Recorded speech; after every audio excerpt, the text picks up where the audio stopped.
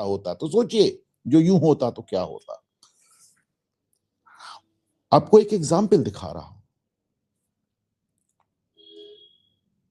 महाराष्ट्र में एक गांव है, उस गांव की जनसंख्या केवल 1500 और 1500 लोगों ने 3 महीने के अंदर 27,000 से ज्यादा बच्चे पैदा कर दिए।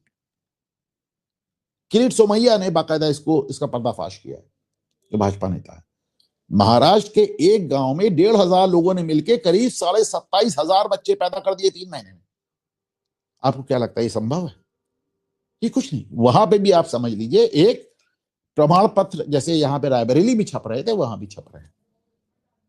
बस वही अंतर देवेंद्र फडणवीस और योगी सरकार का आ जाता है, बाकी ये भी वही हो रहा है। बल्कि देखो, जैसे TISS है, Tata institute for social sciences, ये बहुत ही ज्यादा लेफ्ट, बहुत ही ज्यादा लिबरल इंस्टीट्यूट कहलाता है। पर इसकी जो रिपोर्ट आई है, मतलब सोचिए, किसकी रिपोर्ट आई है?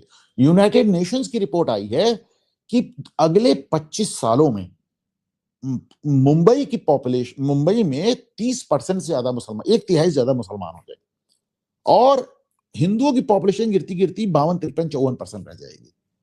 आप सोच कर देखें, ये तो बुरा हाल होने जा रहा है। जैसे लाहौर, लंदन लाहौर बन गया, ये मुंबई कराची हो जाएगा। ये जो यहाँ पे धारावी है, ये लियारी हो जाएगा। तो आप समझे कि ये एक इतनी लंबे समय से ये सब चला आ रहा था कि जैसा मैंने कहा, मैं सोचकर सिहर जाता हूं कि अगर 2014 में इस देश की सरकार नहीं बदली होती तो क्या होता। और बात वोटर लिस्ट की नहीं, पासपोर्ट की, फर्जी प्रमाण पत्र की नहीं, सब जगह। यार मैं एक चीज देख रहा था, ऐसे अब मैं इस तरह की बहुत ढेर सारी खबरें आपसे शेयर नहीं करता। जैसे मैंने आज देखा कि उत्तराखंड में 3 मज़ारों को गिराया गया। चलिए गिराया गया, कोई बड़ी बात नहीं है, बहुत मज़ारें गिरी हैं।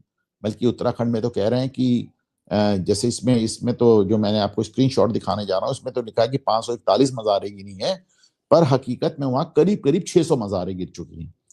बड़ी बात क्या है साहब कि इन करीब करीब 600 मज़ारों के नीचे एक भी मज़ार में कोई मानव अवशेष नहीं मिला।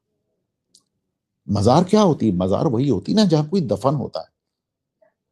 जिस कब्र की आप पूजा करने लगे वो मज़ार हो गई, पर किसी मज़ार में एक भी मानव अवशेष नहीं मिला। यानी जहां आपने कब्जा करना है वहां 2 ईंटें रखी, हरी चादर बिछाई, वो कब्जा हो गया। चंद्रशेखर आजाद उद्यान, जहां पे चंद्रशेखर जी ने अपना बलिदान दिया था, मैं कितनी बार बता चुका हूं आपको, करीब 2 दर्जन से ज्यादा मज़ारें, एक पूरी मस्जिद, मस्जिद पे तो वक्फ बोर्ड ने अपना नंबर डाल दिया था। और हरिशंकर जैन जी आए थे, यही मेरे सामने बैठे हुए थे। हमने कहा सर चलिए आपको दिखाता हूं, ले जाके दिखाया। फिर हम लोगों ने यहाँ पे एक PIL डाली, चीफ जस्टिस से आदेश लिया। इसके पहले कि वो आदेश स्टे हो पाता, कोविड का समय था, ऑनलाइन बहस हुई, इसके पहले कि वो आदेश स्टे हो पाता, योगी सरकार ने कहा बुलडोजर चला दो। शाम को 4 बजे मैंने खुद जाकर सर्टिफाइड कॉपी ली ऑर्डर की, और 7 बजे से बुलडोजर चलने लगा, पूरा साफ। तो कुल मिलाकर ये कि घुसपैठिए भी आ रहे हैं, पासपोर्ट भी बन रहा है, फर्जी प्रमाण पत्र भी बन रहे हैं। अब पुष्कर धामी की सरकार कह रही है हमने 7,000 एकड़ खाली करा लिया, 7,000 एकड़ खाली कराया। उधर वो हेमंत बिस्वा शर्मा कह रहे हैं उनका तो पता नहीं कई लाख एकड़ खाली करा लिया। आप सोचिए तो पूरे देश पर कब्जा हो रहा है। 1500 लोग मिलकर 27,500 बच्चे पैदा कर रहे हैं 3 महीने में। एक जगह एक छोटे से कमरे से 20-20 हजार प्रमाण पत्र बन रहे हैं।